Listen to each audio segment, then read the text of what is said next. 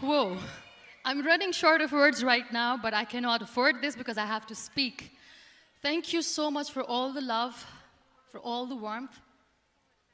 Thank you for accepting me. Thank you very much.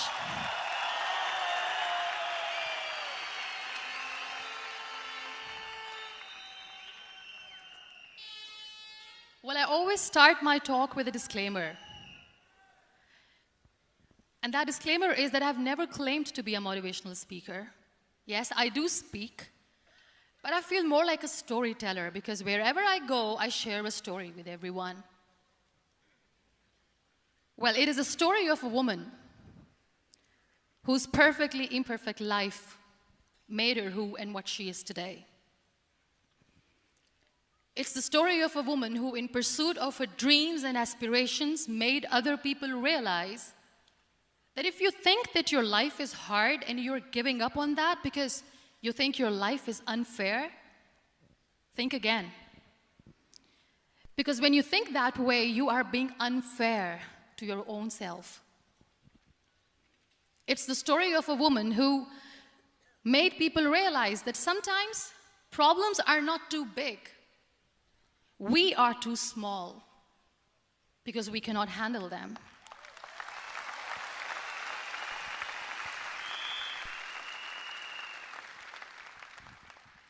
It is the story of a woman who with time realized that real happiness doesn't lie in success, money, fame.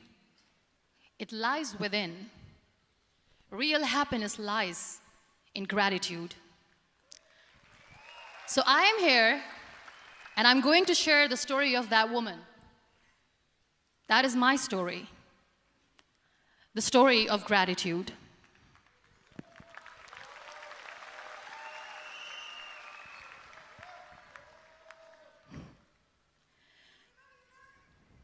I love you too. I love you all.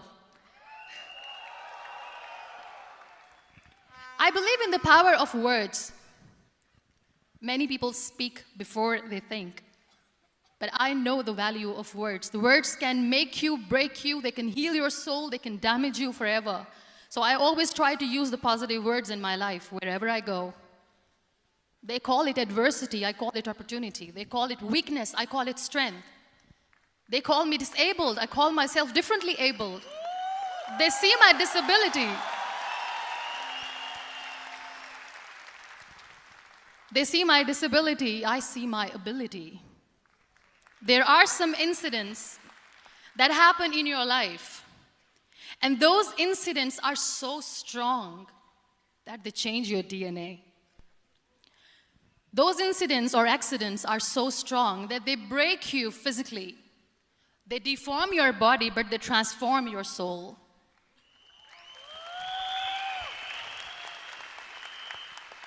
Those incidents break you, deform you, but they mold you into the best version of you. And the same thing happened to me. And I'm going to share what exactly happened to me. I was 18 years old when I got married. And this thing I'm sharing for the very first time on an international level. I was 18 years old when I got married. I belonged to a very conservative family, a Baloch family, where good daughters never say no to their parents. My father wanted me to get married. And all I said was, if that makes you happy, I'll say yes. And of course, it was never a happy marriage.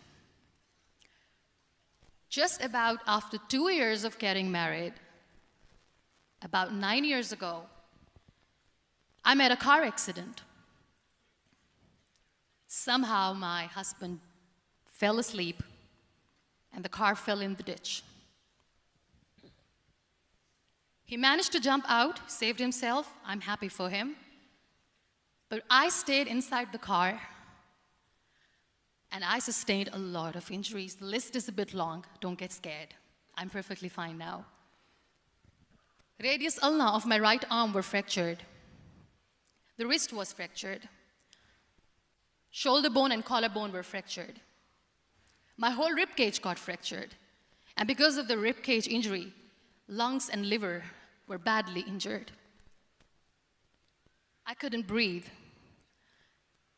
I lost urinary bowel control. That's why I have to wear the bag wherever I go.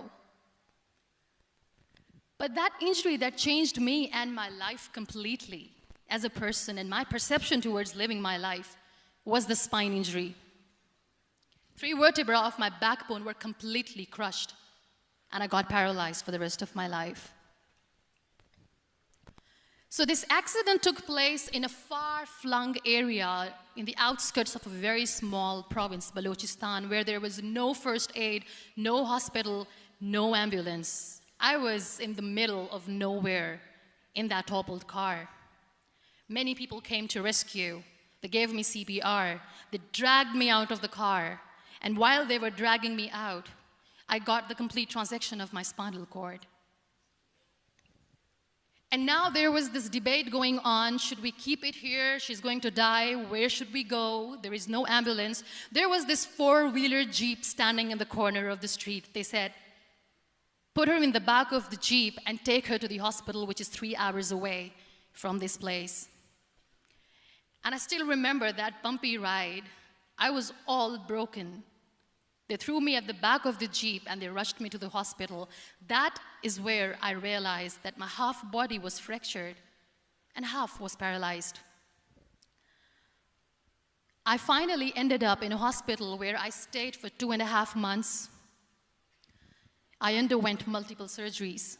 Doctors have put a lot of titanium in my arm. There's a lot of titanium at my back to fix my back. That's why people in Pakistan call me the Iron Lady of Pakistan.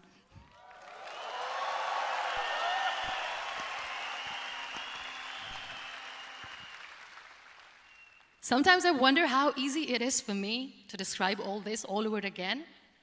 And somebody has rightly said that when you share your story and it doesn't make you cry, that means you have healed.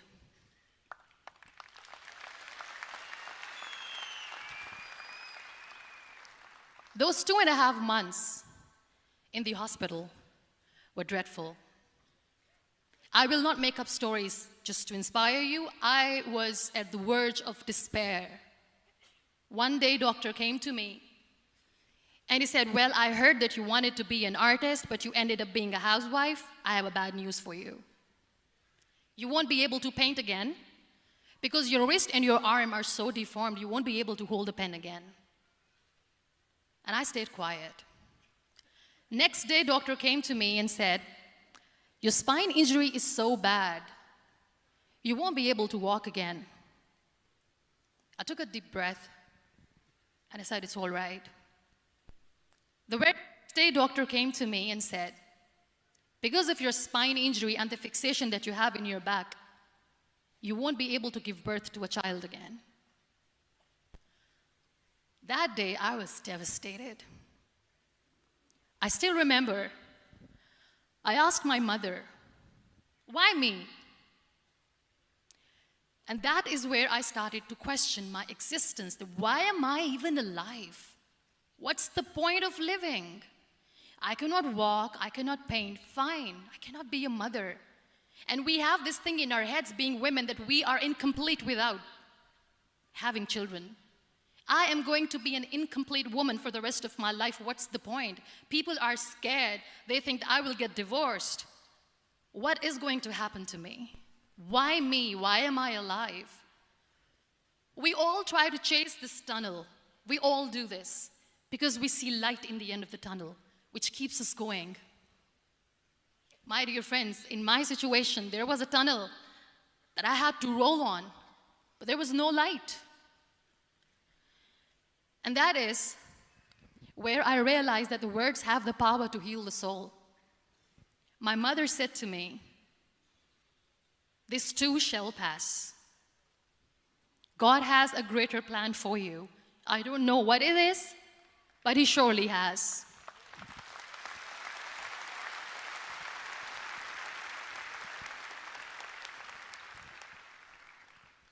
And in all that distress and grief, somehow or the other, those words were so magical that they kept me going. I was trying to put that smile on my face all the time, was hiding. It was so hard to hide the pain, which was there. But all I knew was that if I will give up, my mother and my brothers will give up too. I cannot see them crying with me. So what kept me going was, one day I asked my brothers, I know I have a deformed hand, but I'm tired of looking at these white walls in the hospital and wearing these white scrubs. I'm getting tired of this. I want to add more colors to my life. I want to do something. Bring me some colors. Bring me some small canvas. I want to paint. So the very first painting I made was on my deathbed, where I painted for the very first time. It was not just an art piece or just my passion. It was my therapy. What an amazing therapy it was. Without uttering a single word, I could paint my heart out. I could share my story. People used to come and say, what lovely painting, so much color. Nobody could see the grief in it. Only I could. So that's how I spent 2.5 months in my hospital, crying, never complaining or whining, but painting. And then I was discharged, and I went back home. And I went back home, and I realized that I have developed a lot of pressure ulcers on my back and on my hip bone. I was unable to sit. There were a lot of infections in my body, a lot of allergies. So doctors wanted me to lie down on the bed straight for not 6 months, for not 1 year, for 2 years. I was bedridden, confined in that one room, looking outside the window, listening to the birds chirping, and thinking maybe there will be a time when we'll be going out with the family and enjoying the nature. That was the time where I realized how lucky people are, but they don't realize. That is the time where I realized that the day I'm going to sit, I'm going to share this pain with everyone to make them realize how blessed they are, and they don't even consider them lucky. There are always turning points in your life. There was a rebirth day that I celebrated. After 2 years and 2.5 months, when I was able to sit on a wheelchair, that was the day when I had the rebirth. I was a completely different person. I still remember the day I sat on the wheelchair for the first time, knowing that I'm never going to leave this, knowing that I won't be able to walk for the rest of my life. I saw myself in the mirror, and I talked to myself. And I still remember what I said. I cannot wait for a miracle to come and make me walk. I cannot sit in the corner of the room crying, cribbing, and begging for mercy because nobody has time. So I have to accept myself the way I am. The sooner, the better. So I applied the lip color for the first time.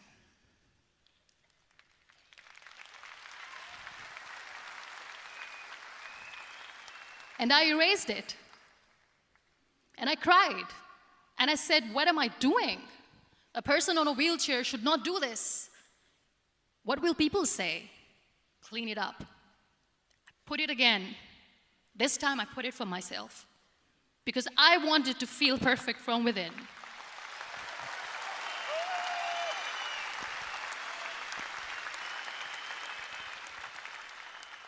And that day I decided that I'm going to live life for myself. I am not going to be that perfect person for someone. I am just going to take this moment and I will make it perfect for myself. And you know how it all began? That day I decided that I'm going to fight my fears. We all have fears. Fear of unknown, fear of known, fear of losing people, fear of losing health, money.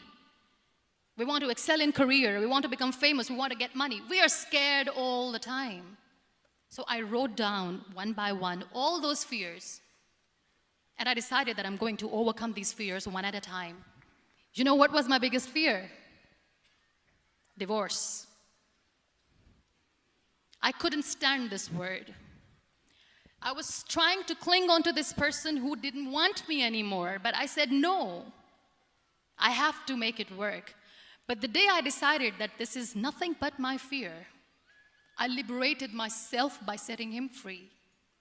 And I made myself emotionally so strong that the day I got the news that he's getting married, I sent him a text that I'm so happy for you and I wish you all the best. And he knows that I pray for him today.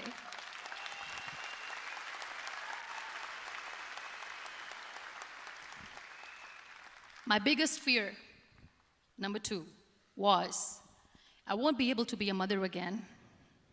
And that was quite devastating for me. But then I realized there are so many children in the world, all they want is acceptance. So there is no point of crying, just go and adopt one. And that's what I did.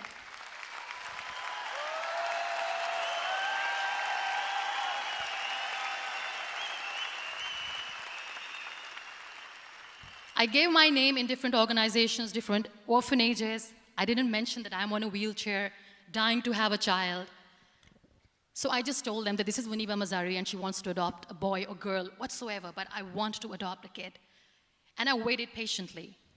2 years later, I got this call from a very small city in Pakistan. I got a call and they said, "Are you Muniba Mazari? There is a baby boy and would you like to adopt?" And when I say yes, I could literally feel the labor pain. I said, yes, yes, I am going to adopt him. I am coming to take him home.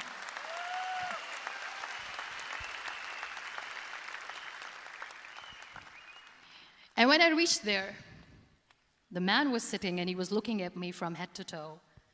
And in back of my head, I kept thinking that, oh my God, he is going to say she's on the wheelchair, she doesn't deserve it. How is she going to take care of him? And I looked at him and I said, do not judge me because I'm on the wheelchair. But you know what he said? He said, I know you will be the best mother of this child. You both are lucky to have each other.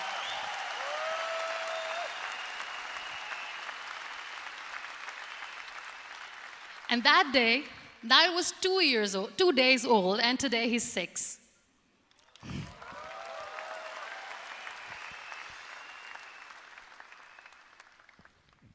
You'll be surprised to know another bigger fear that I had in me. It was facing people. I used to hide myself from people. When I was on bed for 2 years, I used to keep the door closed. I used to pretend that I'm not going to meet anyone, tell them that I'm sleeping. You know why? Because I couldn't stand that sympathy that they had for me. They used to treat me like a patient. When I used to smile, they used to look at me and say that, you're smiling, are you okay? I was tired of this question being asked, are you sick?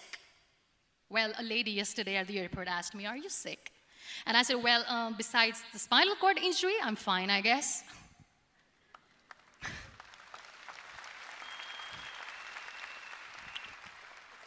But those are really cute questions. They never used to feel cute when I was on the bed. So I used to hide myself from people, knowing that, oh my God, I'm not going to see that sympathy in their eyes. It's all right. And today I'm here speaking to all these amazing people because I have overcome the fear.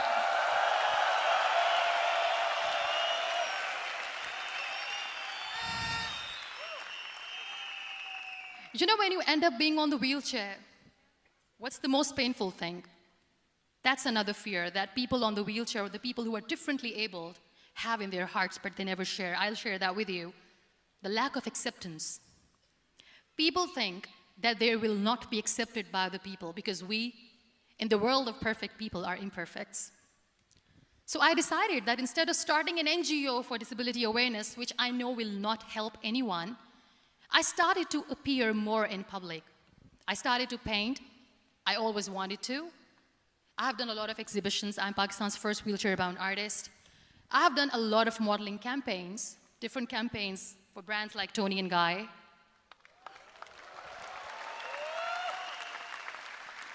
I have done some really funny, breaking the barriers kind of modeling. There was this one by the name Clown Town where I became a clown because I know that clowns have hearts too. And then I also decided that if I really want to make the difference, I am not going to let people use me for their polio campaigns where they will make you a victim and an emblem of misery and mercy and will say that, you know what, give polio drops to your children or they'll become like this girl. I decided that I'm going to join the national TV of Pakistan as an anchor person. And I've been doing a lot of shows for the last 3 years.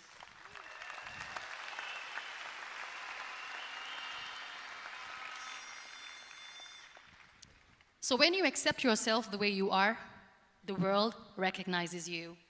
It all starts from within. Thank you. I became the National Goodwill Ambassador for UN Women Pakistan, and now I speak for the rights of women, children. We talk about inclusion, diversity, gender equality, which is a must. I was featured in BBC 100 Women for 2015. I'm one of the Forbes 30 under 30 for 2016. And it all didn't happen alone. You all are thriving in your careers. You have bigger dreams and aspirations in life. Always remember one thing. On the road to success, there is always we, not me. Do not think that you alone can achieve things. No. There is always another person who is standing behind you, maybe not coming on the forefront, but behind you, praying for you and supporting you. Never lose that person. Never.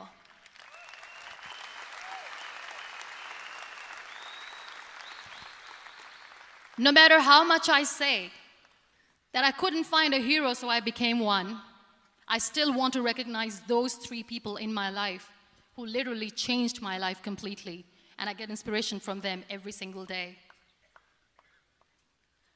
Waleed Khan. Many people know about the terrorist attacks in Pakistan. We have lost many people. And I'm sharing this with a very heavy heart because we actually have lost a lot of people in this huge turmoil of terrorism. These people are barbarians. They do not see people. They're even worse than animals. They have killed people in mosques. They have killed people in churches, temples, even in schools. There was this terrorist attack in Army Public School, Peshawar, where these terrorists entered in an examination hall and they killed our children. And in that attack, that day, this beautiful boy, Waleed Khan, who was my hero, my real life hero, was the proctor who was taking care of the students, was keeping an eye on the students. Those barbarians shot him 3 times in the face, 5 times on his body, and he fell down. I was asked to give a talk in the school after a week of that terrorist attack. With a very heavy heart, I went there and I spoke. We sang a few national songs. I thought that maybe I've done my part, but deep inside, it was killing me. I could see children injured. I could see children sitting on the wheelchairs, looking at me, wondering, what next? What was our fault? Just because we were here to give examination, we have been shot. So many people, so many children lost their friends. Their classrooms were empty. The next day they went to the classroom. So this kid, Waleed Khan, I was asked that he is in a hospital right now, and you have to go and see him and motivate him and tell him that it's going to be okay. And when I saw Waleed Khan coming on the wheelchair for the first time in front of me, face was all deformed. His leg was fractured, his arm was fractured. He couldn't talk, he lost his teeth. He cannot sneeze, he cannot smell. He cannot eat. And I kept thinking, what should I say? That everything is going to be all right? No, nothing is all right. And while I was juggling with the words, what to say, what not to say, this beautiful child, Waleed Khan, came to me and he said, "Are you Muniba Mazari?" I said, "Yes." He said, "Baji, let's take a selfie."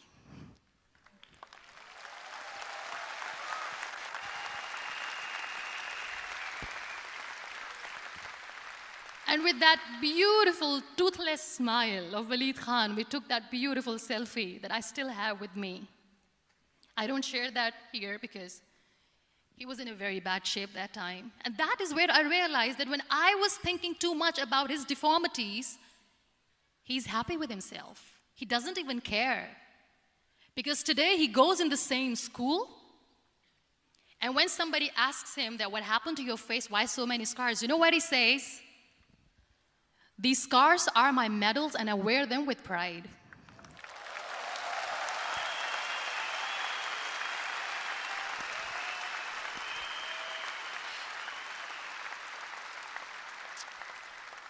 And how beautifully he says the terrorists wanted me not to study. I am going to study. I will become a doctor one day. And this is my way of taking revenge from those terrorists. Another real-life hero, of course, my son. His name is Nile, N-I-L-E, River Nile. I learned so much from this kid. The first and foremost thing is patience. How to be patient when you know that your mother cannot walk, when you know that your mother is different from the other women, when you know that your mother cannot go out and play with you, how to stay calm. He loves football. And when we got the very first football, he was 4 years old. He was super excited. I still remember he came in the room and he said, "Mom, let's play football."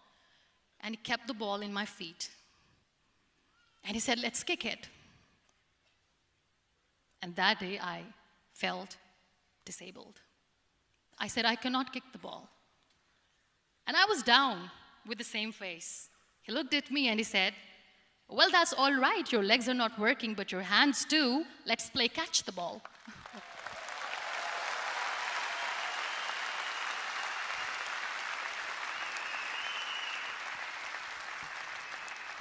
You know what? That day he made me realize that when you think your glass is half empty, come on, your glass is half full.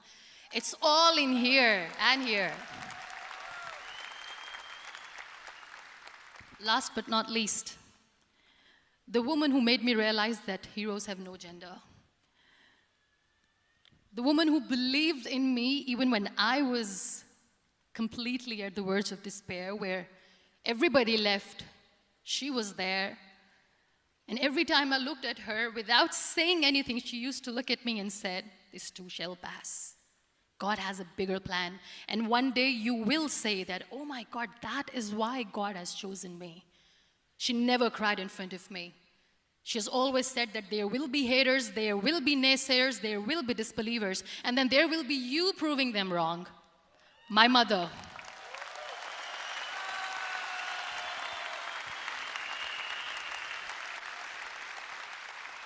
Whatever I am today, I'm nothing without her. I'm nothing without her. Thank you, Mama. I wish you were here. Thank you for making me who I am today.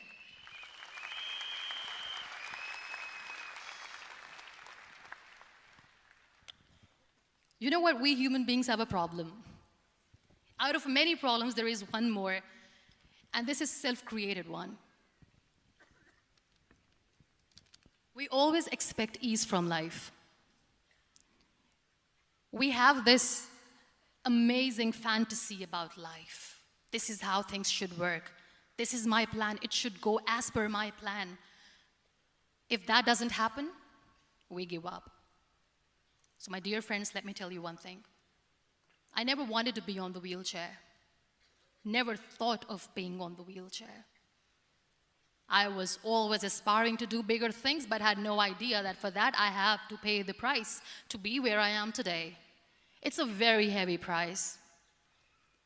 This life is a test and a trial, and tests are trials are never supposed to be easy. So when you are expecting ease from life, and life gives you lemons, then you make the lemonade, and then do not blame life for that, because you were expecting ease from a trial.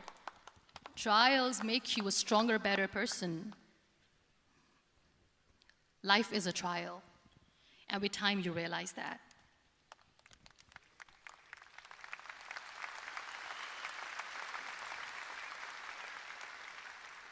It is okay to be scared. It is okay to cry. Everything is okay, but giving up should not be an option.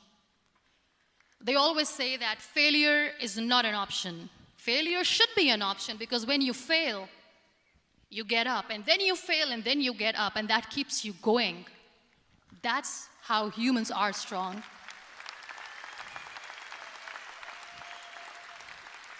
Failure is an option, should be an option, but giving up is not. Never. We have this thing in minds. We call it perfection. We want everything perfect. We want ourselves to be perfect. There is this image in our head about everything. Perfect life, perfect relationships, perfect career, perfect amount of money that we need to earn no matter what. Nothing is perfect in this world. We all are perfectly imperfect, and that is perfectly all right. That's all right. We were sent here not to become the perfect people. Those people who tell you how to look perfect, even those people are imperfect. Trying to fight this fear of looking imperfect. I used to be perfect. I still remember. I got this compliment years ago when I used to walk. Oh my God, look at you. You're fair, you're tall, you're perfect. Look at me now. You're still perfect. Only the perfect eyes can see that. Only the perfect eyes will see that. Only the perfect eyes will see that. So yes, in all those imperfections, you have to listen to your heart. You don't have to look good for people. You don't have to be perfect just because other people want you to be perfect. If your soul is perfect from within, that's all right. This is all what you want.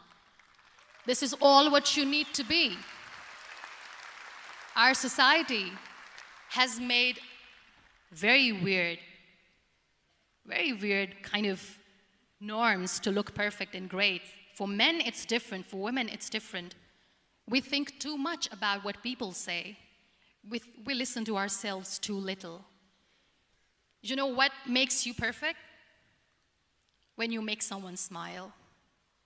You know what makes you perfect? When you try to do something good for the people around you. You know what makes you perfect? When you feel someone's pain. And how beautiful pain is that it connects you with people. No other medium can connect you with others but pain. That's why I always say that I'm in pain, and that's a blessing in disguise for me. Today, just because I'm in pain and I'm on the wheelchair, I work for children. Being the head of CSR for a company, we conduct medical camps in far-flung areas of Pakistan where so many kids die because they don't have medical facilities. And I personally believe just because they cannot afford to live doesn't mean we'll let them die. So we give them money, we give them medical treatment, we try to heal their wounds, physical and emotional. And I also work for the beautiful people, we call them third gender, the transgender community of Pakistan. You know what connects me with them? All my imperfections. When I go and I hug them, they never judge me. And this very good friend of mine, her name is Bijli. Bijli means electricity. She calls herself electricity. And I said, are you electricity? She says, no, I'm lightning. I'm as strong as lightning. Because we have very bad power outage, so she doesn't want me to call her electricity. So she says, I am very strong. I'm thunder, I'm lightning. She came to me, and the first time I hugged her, she said, you are just like me. And I said, yes, I am like you. Because to people, we are so imperfect. So how beautiful these imperfections are, that because of these imperfections, you can connect with people. Then why are we all running after being perfect? What's the point?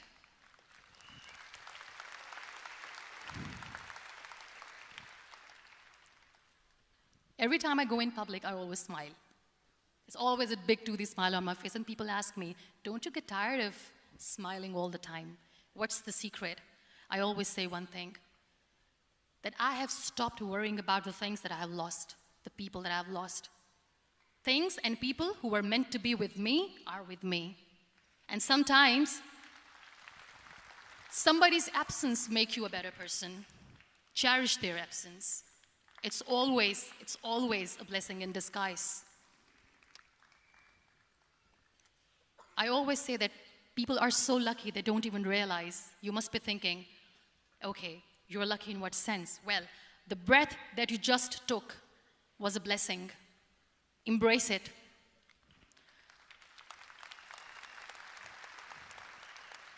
There are so many people in the world who are dreaming to live a life that you are living right now. You have no idea. Embrace each and every breath that you are taking. Celebrate your life. Live it. Don't die before your death. We all die.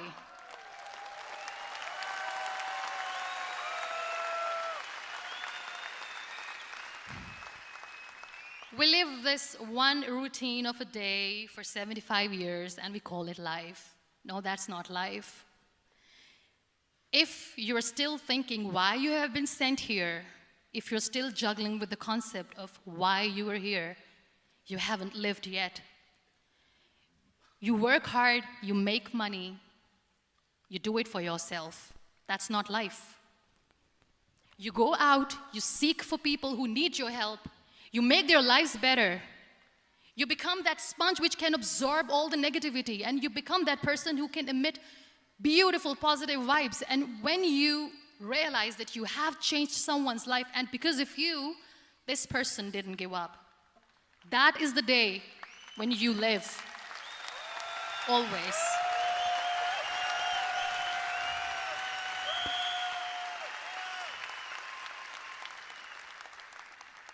We were talking about gratitude, why I smile all the time. I cry all night when nobody sees me, because I'm a human and I have to keep the balance. And I smile all day because I know that if I will smile, I can make people smile. That keeps me going.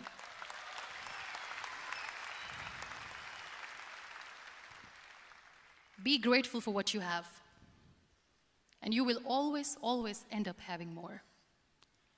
But if you'll cry and if you'll crib for the little things that you don't have or the things that you have lost, you will never ever have enough. Sometimes we are too busy thinking about the things that we don't have that we forget to cherish the blessings that we have. I'm not saying that I'm not healthy and that makes me unlucky, but yes, it is hard. It is hard when I say that I cannot walk. It is hard to say when I wear this bag. It hurts. But I have to keep going, because never giving up is the way to live, always.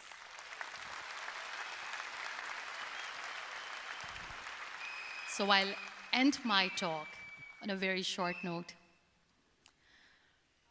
Live your life fully. Accept yourself the way you are. Be kind to yourself. Be kind to yourself. I'll repeat, be kind to yourself, and only then you can be kind to others. Love yourself and spread that love. Life will be hard. There will be turmoils, there will be trials, but that will only make you stronger. Never give up. The real happiness doesn't lie in money or success or fame. I have this all, I never wanted this. Real happiness lies in gratitude. So be grateful, be alive, and live every moment. Thank you so much, everyone. Thank you.